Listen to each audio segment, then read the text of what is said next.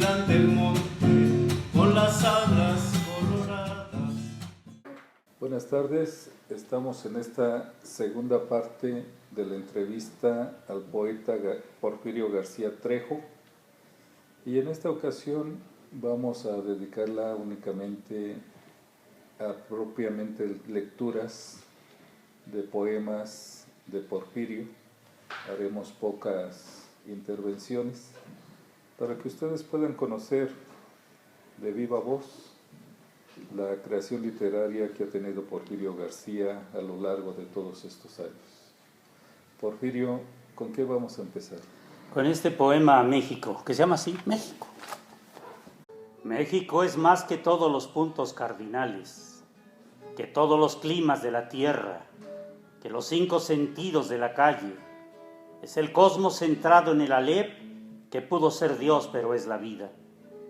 México es un país y es muchos delirantemente, las 4 estaciones de la sangre, los poemas prehispánicos del mundo, los colores del mar copiados fielmente por el cielo, las dunas del sol en el desierto, la lluvia en la selva tropical. México es todos los vientos del planeta, explosión de los grises y los verdes, algarabía de pájaros que nutren los idiomas indígenas del sueño. México es todas las manifestaciones de la ciencia, ciudades que brotan del subsuelo, libros a granel, arqueología que sostiene nuestra identidad, la universalidad de nuestra sangre. México es todos los hombres, múltiplo de sí como el amor, generacional como la lengua, acumulativo como el mar. Hay tantos en el mundo que todo lo rebasa.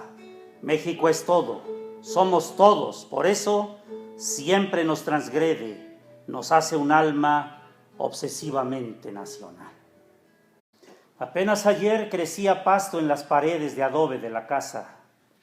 Las láminas de cartón del techo se morían asesinadas bajo los rayos agudos de un sol de platino que campaneaba con firmeza el cielo. Apenas ayer mi hermana menor jugaba en el piso de tierra de la casa con muñecas limosneras y fantasías solidarias. La cocina de Tezontle olía al hervor de los frijoles y a los gritos sin voz de las verduras. Pequeña casa de pobreza y lodo, en una ciudad desconocida y muerta, rincón de nadie para nacer ya viejo, para vivir sin prisa, en soledad, siempre en futuro. El patio de tierra ensalitrada y triste era el único cielo de Dolores, mi hermana mayor, que orfandeaba sus muñecas para ser madre de nosotros, hermanos indeseados y queridos, indispensables para vencer a fuerza de infancia y fantasía el sufrimiento. Apenas ayer la ciudad era un desierto en donde crecían sin gracia y sin apuro los dientes de león y nuestras casas, humildes palacios del cariño. Los ojos resbalaban el salitre siguiendo allá a lo lejos la algarabía triste de los remolinos, la negra columna de algún incendio que consumía los techos, las casas, la piel endeudada de nuestros vecinos. No había transporte ni animales de carga. El hombre solo era su propia y única herramienta, su mayor mentira, su mejor riqueza. Mi padre atravesaba la madrugada cuando volvía a la casa. A veces los gallos afinaban la voz en la cuerda solar de su guitarra. La miseria le adiestraba los dedos y aún el canto. Con música ganaba aquel salario escaso que, no obstante, nos mantuvo vivos, prendidos al pezón de la esperanza. Un cálido hogar en ruinas lo esperaba. A veces, el ladrar de los perros, los quejidos de la puerta y de la tranca nos despertaban. Lo veíamos llegar cansado, cambiar su hastío por la alegría de vernos amanecer entre sus brazos. 20 centavos era el premio para quien lo esperara despierto. Alcanzaban para la libertad y la sonrisa. En una lamparita de alcohol mi madre calentaba el café y el nuevo día. Las velas quemaban nuestras sombras y el vuelo alucinado de las moscas que se rasgaban en las oquedades ríspidas de los muros. Pequeña ciudad de fantasía, el ombligo del mundo que las lluvias inundaban, devolviéndole su historia de laguna, de lago, de sol tal vez, solo de lágrima. Se inundaban las casas, se desplomaban los techos más raquíticos, Volvía a aquel lago de Texcoco a reflejar en tiempo el vuelo salino de las golondrinas y de las calandrias. Los opilotes volaban en círculo sobre los despojos de animales muertos de nuestra pobre humanidad sin alas.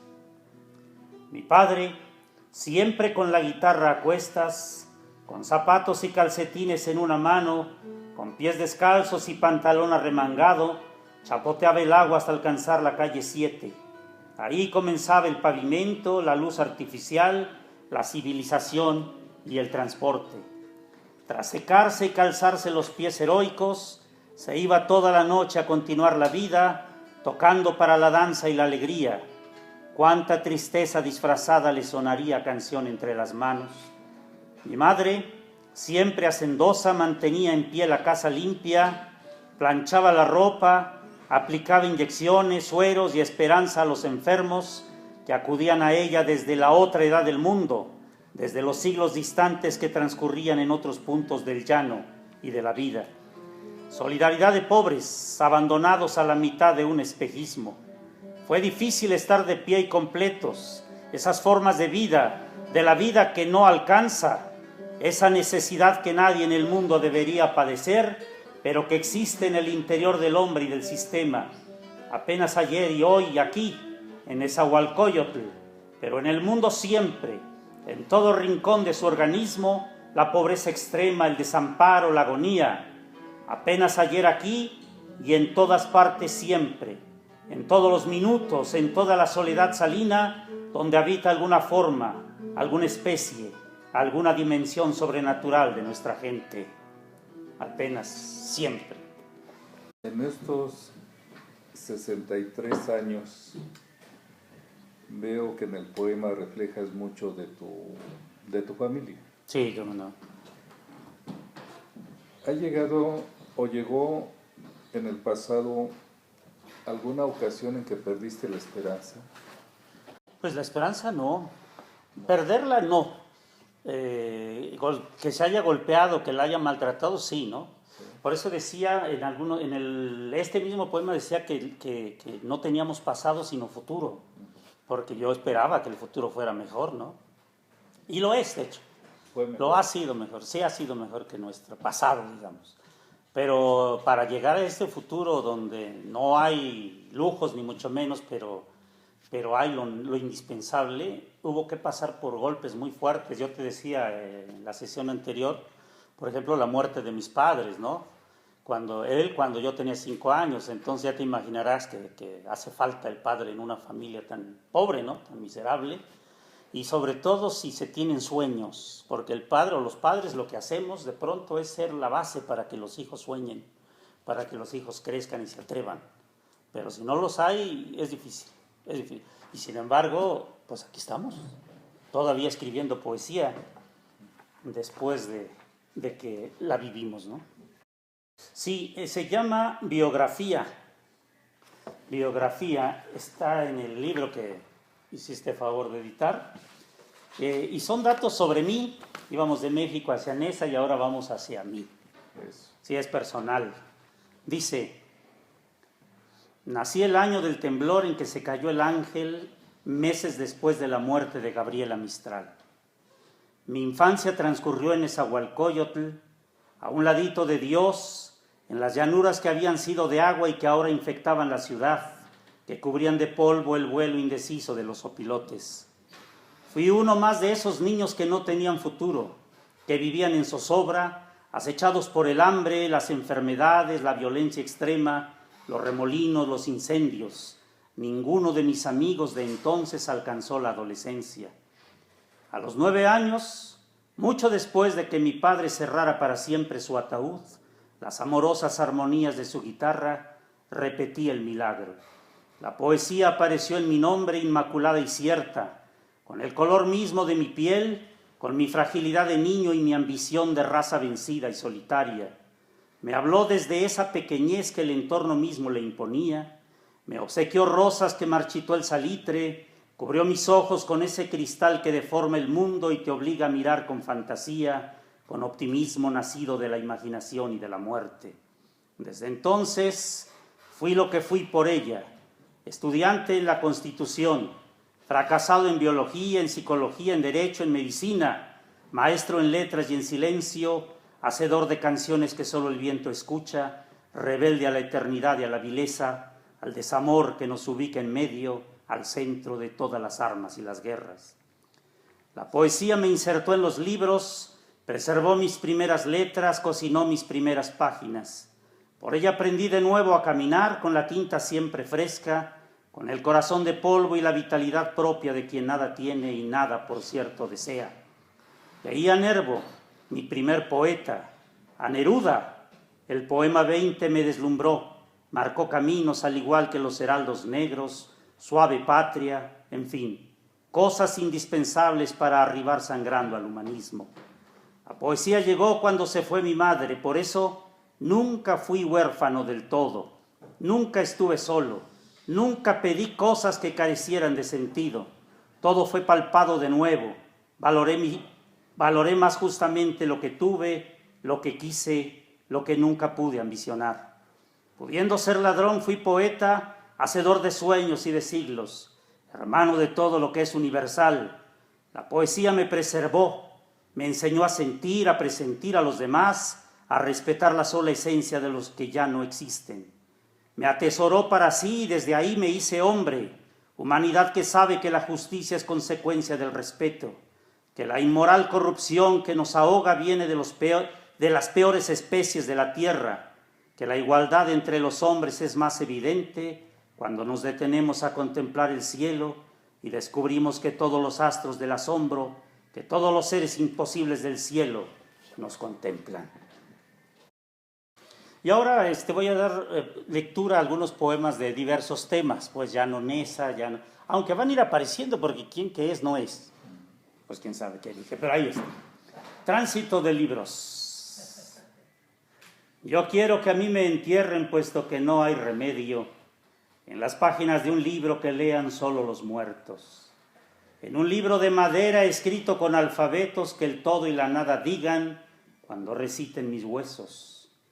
Yo quiero ser solo un libro en el librero del tiempo, un libro con hojas de aire, con letras sin pensamiento, un libro que nada diga y que todo lo lleve dentro, entre los pliegues de su alma de papel y de concreto. Yo quiero que en esa urna donde no llega ya el viento, vayan a leer mi pelo, las cuencas de mi cerebro, los sentidos sin sentido, la blandura de los huesos, tan solo gusanos vivos que aspiren a ser eternos, las ratas, quizá bacterias, estrafalarios alientos, la vida, en fin, soterrada, que aspira a emprender el vuelo.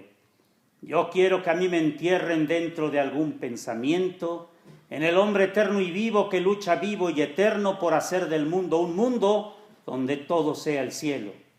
Yo quiero ser siempre un libro que lean solo los muertos, un libro que nada diga, con 1000 voces de silencio, con alfabetos de espuma y silabarios de invierno, un libro de piel y lluvia, abierto a la sed del tiempo.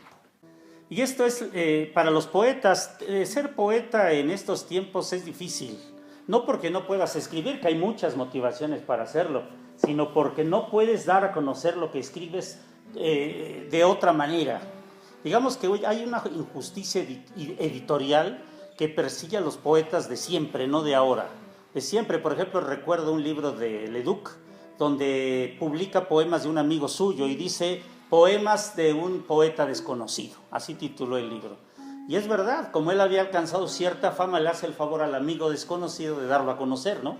O algo así, pero lo cierto es que de cada 100, 200, 1000 poetas, yo no lo sé, tal vez uno logra trascender, ¿no? El anonimato. Hoy los poetas valen casi nada. Son los desechos de las computadoras. A nadie enriquecen ni agigantan. Pudiera trasladarse el mundo igual que siempre si no volvieran a hablar, si su sentimiento lluvioso y desbocado no volviera a girar con el planeta en una sencilla incitación del día y la noche. Ya los poetas no encuentran carne que los piense. Son anticuados, tal vez innecesarios. A nadie importa su oficio sin dinero. La gente ha perdido el idioma del asombro. Hoy las máquinas practican las caricias. Esa parte del hombre que antaño vivió la poesía se ha extraviado. se quedó en los puros huesos del sonido. ¿Y cómo insisten los pobres poetas empobrecidos, necios, traficantes del polvo del idioma? Más escriben mientras nadie lee, más reclaman mientras nadie escucha. Siguen recreando el mundo a su pequeña imagen, a su insípida semejanza. Están fuera de la realidad, los ha olvidado la historia. La poesía actual y el hombre están divorciados para siempre, pero hace falta que evolucionen mutuamente uno hacia la esencia criminal del otro. Si se murieran todos los poetas del mundo, la palabra seguiría siendo buena, bella y clara, en especial precisa. Si se murieran todos, ningún dialecto los extrañaría. Seguiría habiendo idiomas, aunque quizá más lerdos, más fríos, incompletos. Tal vez habría menos libertad en ellos, menos capacidad reproductiva. Si no hubiera poetas, nadie se moriría, pero la evolución sería más lenta, faltaría su fantasía fresca y ágil para impulsar las artes y las ciencias. Se secarían los documentos, no habría verbos hacia dónde embarcarse, crecería cansancio sobre las letras, se reduciría la lengua a imágenes cotidianas, repetidas hasta el hedor, hasta el silencio. Si no hubiera poetas, todo sería un remedo ridículo de sí, monotonía en todas partes, sentido recto, estupidez. Es de pensarse, si no hubiera poetas en el mundo, esos que ahora todo dicen y nada valen, ya nada, es decir, todo, volvería a ser igual. A lo mejor valemos algo que los demás no se dan cuenta, ¿no? A lo mejor decimos lo que muchos callan, pero bueno, hay que seguir hablando. Hay aquí una serie de 11 poemitas que a mí me gustaron mucho cuando los escribí, breves.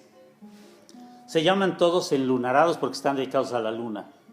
Así, con el habla popular, así quería yo que nacieran y así nacieron. Óyelos, dice: estoy enamorado de la luna, bailando al son que ella, que es toda música, me toca. Si me correspondiera, si al menos me pelara ella que se siente la muy, que se da baños de sol y de pureza, seguro estoy, otro gallo me cantara. Perdón, es que no están todos, pensé que eran los 11, pero es una selección, es una antología. Otro, dice: no solo de sol vive el hombre, el verdadero amor está en la luna. Esa luna llena con cuerpo de tentación que me hace agua a la boca, que me hierve la sangre cuando pasa muy fufurufa, muy pispireta por el cielo. Otro más: ya le tomé la medida, ya le vi la cara, ya perseguí su córnea luminosa y le declaré mi amor a rajatabla, pero ella ni me pela. Se hace la mosquita muerta, la que nada sabe, la que Dios le habla, la que no rompe un plato, se hace guaja y no me entiende esta luna que sufre un hermoso delirio de grandeza. Uno más: no hay mal que por bien no venga, hay que ponerle al tiempo buena cara, todo cae por su propio peso, luna llena, corazón contento. La siguiente: luna argüendera, arisca, no encuentra su media naranja, anda como perro sin dueño, fugaz y alabastrina como un no sé qué por el cielo. No hay nada nuevo bajo el sol, solo la luna nueva. Y el último, ¿o no? No, el penúltimo: la luna a sus anchas por el cielo como pez en el agua, con una pereza del tamaño del mundo, sintiéndose la divina garza, la última Coca-Cola del desierto. No sabe que amor con amor se paga, que no hay plazo que no se cumpla, que el hombre tarde o temprano se cansa de estarle pidiendo peras al olmo.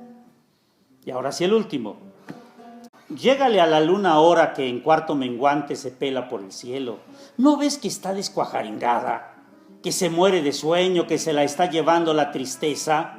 Cántale antes de que doble el pico, quizá no sea tan música. Mátale el gallo ahora que está estirando la pata, y si ni así te hace caso, manito, pues mándala de una vez a la chingada. Nunca he tomado una mujer que no sea mía, es decir, que no sea ella misma, que no respete su voluntad y su figura, su concepto puesto al sol a brillar como la luna. Me gusta la mujer que en sí reúne lo que todas juntas son: la poesía, la magia, el optimismo, la fuerza, el valor, la inteligencia, la sola mujer en libertad, que es su estado natural, completa, la que inspira el amor a todo cuerpo, la algarabía del alma y la conciencia, la que se corresponde con el arte, con su país, con la cultura que al nacer la representa. Ella, la mujer íntegra, la solidaria, la piadosa, la que se hace digna del amor solo existiendo, dejando solamente fluir su pensamiento, su biología social, la poesía física de sus procesos. Si algo hubo en mí que tú quisiste, no fue mi pensamiento ni mis libros, mi conciencia ni la solidaridad que me provocan los débiles. Si algo hubo en mí que tú quisiste, fuiste tú misma. Eso. Tengo aquí el libro de Poetas en Construcción, Poesía de Ciudad Nezahualcóyotl, que fue la tesis que entregué a Toño Malacara, la edición es de Toño Malacara. Quisiera leer algo de aquí, aunque no sea mío, pues, pero que me gustaba del libro. ¿Te parece bien? Voy a leer la pinta que siempre leo y que me gusta tanto. Es de Efraín Villegas Zapata, poeta que murió en 1979, fíjate. En realidad el poema o los poemas de él me los entregó su hijo Fernando. Hay en el pueblo una joven muy graciosa y muy bonita, pero ninguno la quiere porque saben que está pinta. Cada vez que la enamoran se le alegra la carita, pero luego se entristece de saberse que está pinta. Los que ignoran su defecto la cortejan muy deprisa, más deprisa se arrepienten cuando la ven que está pinta. Ah, qué desgracia tan grande de muchacha tan bonita. Cómo me da pena verla, pinta, pinta, pinta, pinta. Ya me figuró su cuerpo lleno de manchas blanquizcas, hecho un mapa tornasol, el mapa de sus desdichas. De imaginar que en sus senos pueda haber esa inmundicia, lloran tristes mis deseos, sus apetencias más íntimas. Veo en sus brazos y piernas 4 culebras cenizas, de imaginarme entre ellas todo el cuerpo se me eriza. ¿Cómo quisiera estar pinto hasta pintar la camisa para poder sin temor enoviarme con la pinta? Porque sé que 4 cosas no tiene pintas la pinta: su alma, su corazón, su mirada y su sonrisa. Si hubiera quien me pintara con el pinto que más pinta, y si fuera el pinto más pinto de los pintos de esta guisa, yo me casaría con ella para pintarnos la vida con el pinto de mis ansias y el pinto de sus caricias. Pero ya que sé que nunca, nunca será mía la pinta, cada vez que la veo digo: pobre pinta, pobre pinta. Un hijo tuyo mío, racimo de espermas que fraguaría la noche, hijo nuestro sin agua ni motivos, sin padres ni religión ni tiempo. Perdón por ser solamente este suicidio. Yo quisiera pagar el amor con otro cuerpo, pero no me pertenece la vida. No puedo reproducir lo que no he sido. Yo sé que este hijo que nos acecha cuando nos entregamos a las fabulaciones del sexo nos acrecentaría, que no procrearlo es traicionar nuestro egocentrismo, pero soy un hombre de ayer que no sabe de presunciones ni de deudas. Ha sido para mí la vida, sudor y orgasmo que todo lo fecunda. He amado con agradecimiento tus sentidos, porque en todos estoy y en todos hay raíces que me pertenecen. No quiero procrear en ti, no tengo tiempo. La luz ensucia, todo tiende a morir cuando camino. La vida es una responsabilidad que sufro y lloro, una dimensión de la luz que no visito. Perdón otra vez, que me perdone tu matriz, si cuando eyaculo en ti arrojo solamente esperma muerto, semen de girasoles que no saben sino brillar hacia el sol, solo un momento. Qué barbaridad, quién sabe de quién es este poema, pero está bueno. Para la memoria de Mexicalxóchitl, que es mi hija. Mexicalxóchitl, hija, ¿por qué eres tan pequeña? No comprendes lo mucho que me necesitas y te necesito. Has venido desde mí a darme un mundo y a darle a mi mundo la velocidad luz que nunca ha poseído. Me has hecho sedentaria el alma, Me has metido en la razón y estoy aquí robándole ribazos a la vida, hurtando los frutos que les crecen a nuestros mutuos amigos. Sí, debo aceptar que soy muy egoísta, pero hay tanta incertidumbre entre los libros. De miedo están hechas las noticias, me hacen sentir tan inseguro que intento acaparar más de lo que necesitas, de lo que necesito. Mexicalzóchitl, no me arrepiento de haberte procreado, aunque haya por ahí golpes a la deriva, montañas que dinamita la inconsciencia, aunque hayamos hecho una infinita guerra de esta forma de vida en sociedad, de este sistema.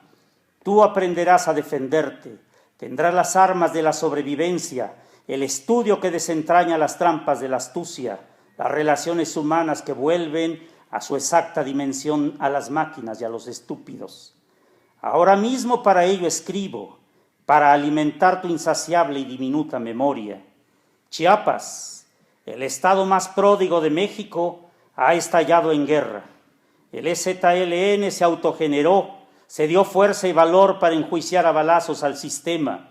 Nació de las ideas de unos, de las carencias de otros, de las necesidades históricas de todos. Son indios, dicen. Yo solo veo hombres, seres humanos desesperados y suicidas, valientes, mucho más que Dios, armados con todos los instintos y la vida. Han declarado la guerra a la crueldad, al egoísmo, a la avaricia de los poderosos, que han sabido mantenerlos vivos después de provocarles infinitas muertes. Ahora quieren dialogar con ellos, los acusan de romper el orden y la paz, de poner en jaque muchos privilegios. Si los hubieran escuchado cuando tenían voz, cuando ellos, los poderosos, aún tenían oídos. Se ha permitido, provocado el despojo, la esclavitud, el crimen, la desnutrición, la ignorancia, el odio. La sangre ahora lavará ensuciando esas heridas que no encuentran cicatrices. Mexicalzóchitl, hija, ellos tienen razón. Durante toda la historia les han estado mutilando el cuerpo. En un eterno despojo envejecen. La esclavitud ha cambiado de nombre, pero no de forma. Es justa su lucha. El triunfo deberá calzarle los pies heroicos, darles a beber el corazón de México. Hay un gobierno que nos vende a todos, que ha negociado sin nuestra voluntad la deuda externa, el TLC, no ha aprendido a respetar nuestros derechos. Cínico y descarado en sus traiciones, viola la Constitución, la modifica, difama nuestra voz, nos persigue cuando le reclamamos. Mexicalzóchitl, sé que vivir no es fácil, que tal vez tampoco sea agradable, pero es necesario perpetuar al hombre, armarle el cerebro con la razón de todos los menesterosos de la tierra, que aprenda a pensar hacia la vida en un compromiso eterno de solidaridad y canto. Juntas nuestras desgracias se minimizan, podremos reparar la vida, tú debes vivir por sobre tantos muertos, compartir la cultura y tu razón con ellos. Haces falta no solo para mi egoísmo, también para que el universo se recree. Descansa sobre tus pies el mundo, permítele a los demás contigo sostenerlo. Hay una herencia de amor que viene de muy lejos, la haremos crecer hasta cerrar el miedo, hasta que el odio vuelva a ser inexistente. Tú eres el instrumento del amor, porque de él te hice, generación de orfebres y de flores, con él alimentas tu memoria, mientras en libertad tus años maduran y hacia la nueva rebelión solar se elevan. Sí, señor, ¿cómo chingados no? Me gusta hablar así, llenar de groserías nuestro idioma, el dialecto sordo que me ha tocado vivir, reinventarlo cada día, cada idea, en todo lugar. Majaderías, carajo, no aptas para menores de mente, impropias en círculos oficiales, en casas de bien, en iglesias, escuelas o panteones. Las malas palabras que son el excremento de nuestra lengua, aunque también la mayor libertad en que se dice. Se me salen como el sudor, involuntariamente, como el esperma con que les hincho las calles y la risa. Dicen exactamente lo que siento y callan amablemente lo que oculto. Son una necesidad que los pinches hipócritas reprimen, una hormona en los centros nerviosos de la lengua. Altisonantes las llaman, escatológicas, con elegancia. No mamen. Son un instinto nacido de la necesidad de redecir las cosas robadas por los cultos. Son un vocabulario entero, preciso, la evolución más evidente del idioma. Hay quien humilla nuestra lengua usando barbarismos, arcaísmos, pendejismos. Las groserías son eternas y adquieren la nacionalidad de quien las dice, la dimensión del sentimiento que las brota. Son una forma honesta de decir la vida y ni madres que sean, como piensan muchos, exclusivas de las clases populares. Los gandallas del mundo, los dueños de la especie y del planeta, también se llenan el ano con el semen y la electricidad de nuestro idioma. Aclaremos, quien habla pulcramente con excesiva propiedad y colosal esmero, algo quiere, algo esconde, algo pide o se aburre simplemente y se está haciendo pendejo.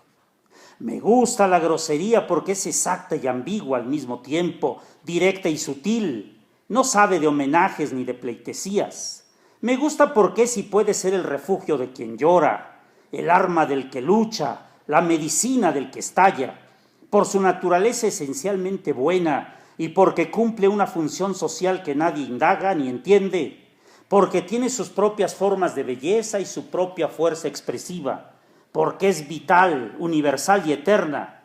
Por eso, y por todo lo que no pienso ahora ni digo, que vivan las palabrotas obscenas, prohibidas, necesarias, y que chingue a su madre toda forma de silencio. Manifiesto así a Cuitláhuac Macías. Dice así: hoy más que nunca soy poeta, no porque yo lo diga o lo digan los demás de mí, porque lo necesito.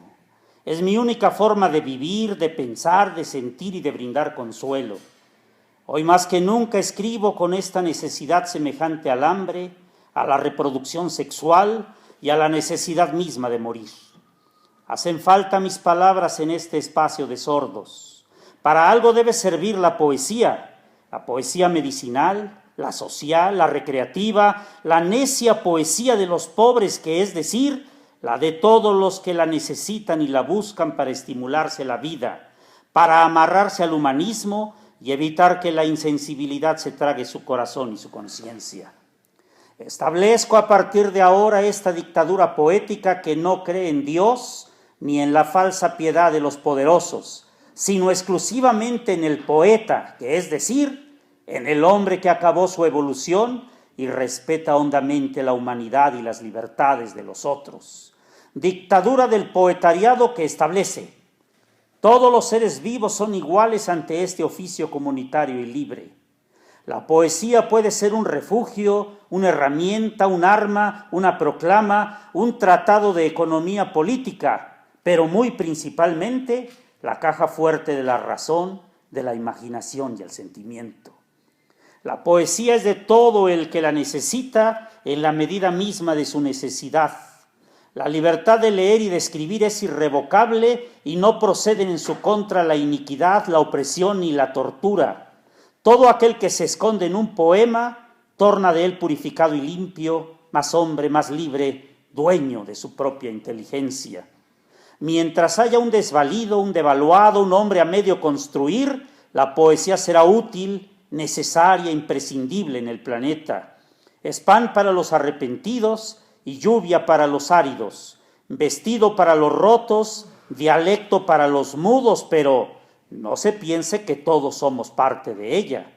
La poesía maldice a quien la confunde con una basinica, al avaro que la cuenta, recuenta y esconde después en su memoria, al criminal que la tira porque le empalaga y al cerdo que la muerde, la traga y la caga después sin haberla digerido.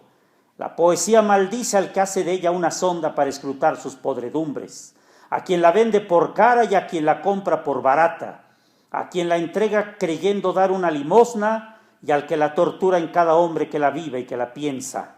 La poesía es una forma de vida necesaria, el último reducto de los hombres, de su sensibilidad, de su humanismo. La poesía siempre, el único camino de ida y vuelta a la luz, al ayer, a la esperanza. Y voy a cerrar, si te parece bien, con un poema a México, para cerrar el sándwich. Ritual de México. Soy historia que cruza el horizonte, la luz doblada sobre sí, un país meciendo los mares de su propio reflejo, minería de asombros, pasta de conchos, sembradío de cuerpos que la muerte arraiga, pero que en alas de ave o de luciérnaga regresan hambrientos a vivir. Soy también la estridencia de los ríos, su distancia, la velocidad que brota de los peces, Usumacinta en celo, cañón del sumidero, desmesura de Dios en el Grijalba. Soy lo mismo que el ahuehuete de Oaxaca, un fortuito corazón de granito y de madera, eternidad de la gente, su prisa, la morenez de sus creencias, el alma en pena de su fantasía. Soy algún Dios que no produjo el tiempo, jaguar de estuco en el rostro sonriente de la luna, amuleto de vivir, de ser todos para poder moverme, un país en lentitud, multiplicidad de ballenas en Baja California. Soy el cero maya que originó la ciencia, la muerte entre los siglos del calendario azteca, orfebre de Tasco que pule la Vía Láctea, rector universal de lo que no ha existido, un poco de sol brotando flores y nubes de la tierra. Soy penacho de Cuauhtémoc, libros que ignoran el porqué de las guerras, Veracruz en carnaval, algarabía del maíz, un México que brota a diario de sus propios hombres, de su diversidad de climas, de su propia riqueza, pero que no encuentra el horizonte, la luz del porvenir, el ánfora plena de la vida, la cultura ancestral del cariño, del agua, del progreso. Es como una flor que en la humedad de un muro se deshoja. El mayor malabarismo a que exponemos nuestra carne, la rara extremidad con que el hombre se vacía el cuerpo de idioteces. Los eruditos saben que es una medicina para que el cuerpo, y aún más, para la inteligencia, prolonga la vida y es cada vez más en nuestro tiempo un acto de justicia. La risa también es un lenguaje que no todos comprenden, pero que todos envidian y codician. La risa, una libertad interior que crece apagando las tempestades del cuerpo, poniéndolo todo a su favor, incluso la histeria, el odio, la amargura. Y es que en sus múltiples facetas arrastra el optimismo de los niños, los resabios de esperanza que cargan fielmente nuestras madres, la alegría del que todo lo tiene y del que nada quiere, incluso la neurosis carcajeante del ladrón, del asesino.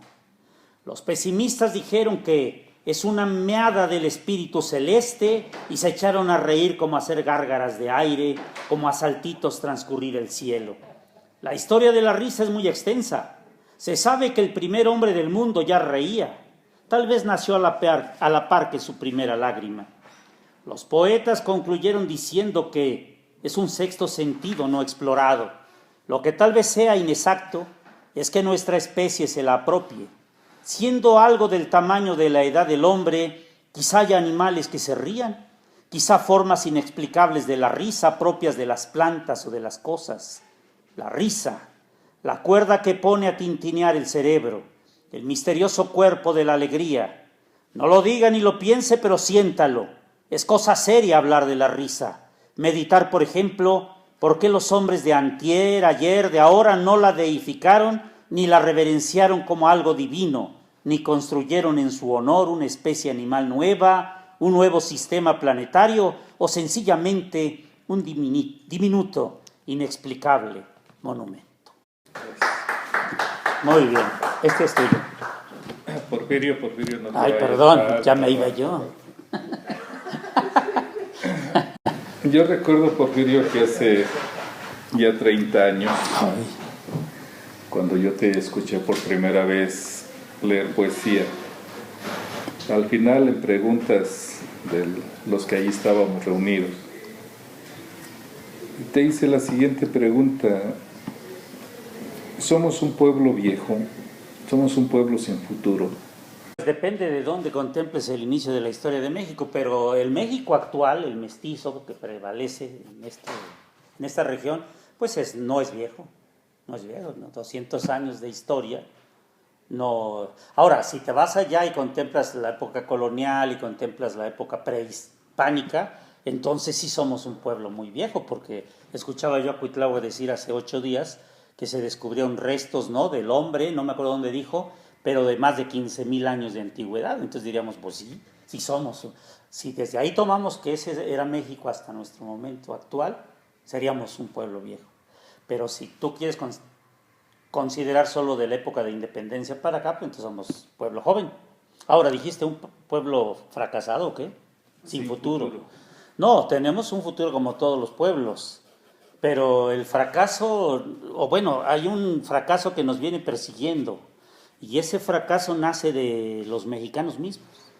Ya sé que hay norteamericanos y que están muy cerquita de nosotros, los europeos que también nos han estado invadiendo durante muchas veces, en fin, eso casi es normal, ¿no? Que alguien ajeno a ti te pegue, pero que tú mismo te pegues es algo que no tiene explicación histórica, y aquí es lo que ha estado pasando. Nos estamos pegando. Sí, los propios mexicanos golpean a los propios mexicanos y les impiden evolucionar sanamente.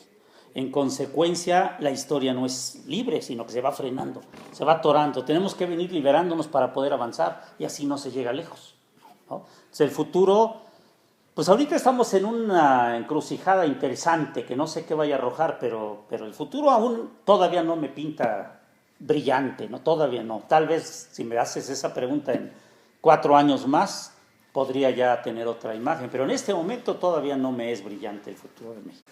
¿Cómo le recomendarías a los poetas, a los jóvenes escritores que lean poesía? ¿Tú tienes algún método? ¿Que la lean para ellos o que la lean ante un público? Hacia el público. No tengo un método, simplemente que la sienta, ¿no? Lo que lees tienes que sentirlo. Claro, cuando lees lo propio es fácil que lo sientas, ¿no? Casi cualquiera lo abres, pues me acuerdo por qué lo escribí. Pero yo me refiero a todo. A veces leemos poemas de otros autores, pero igual tienes que haberte identificado previamente con ellos. Entonces hay que sentirlo en primer término. Y en segundo, pues obviamente hay que practicar la dicción, por ejemplo.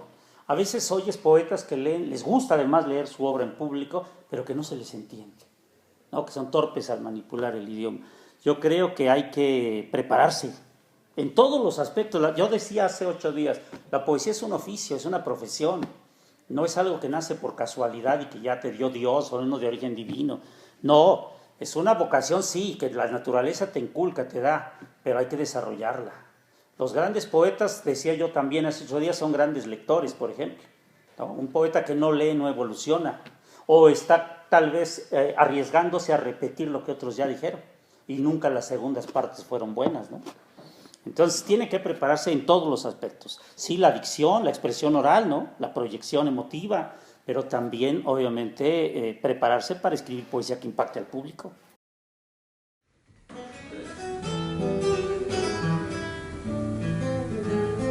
¿Dónde quedó el lodo de tus pies?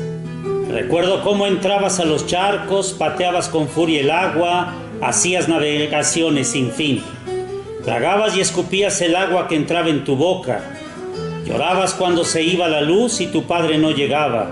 Sin embargo, te gustaba que no hubiera luz, pues salías y tenías 1000 soles en tus ojos. Eras pequeño con zapatos de hule rotos.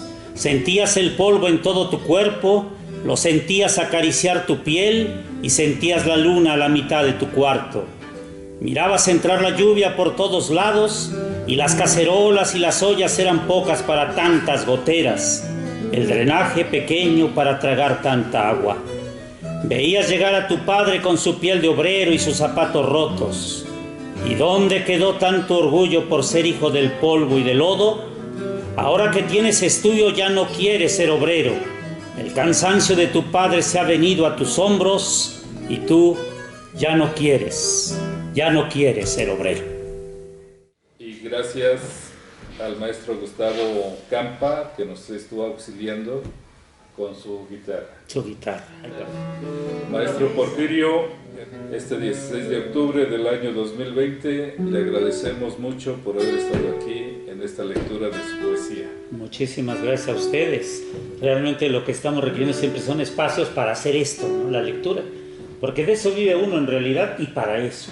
Muchas gracias. Gracias a ti, Porfirio. Gracias a todos.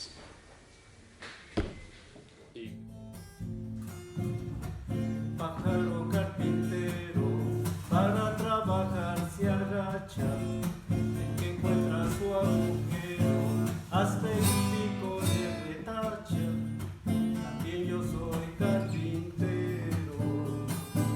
cuando estoy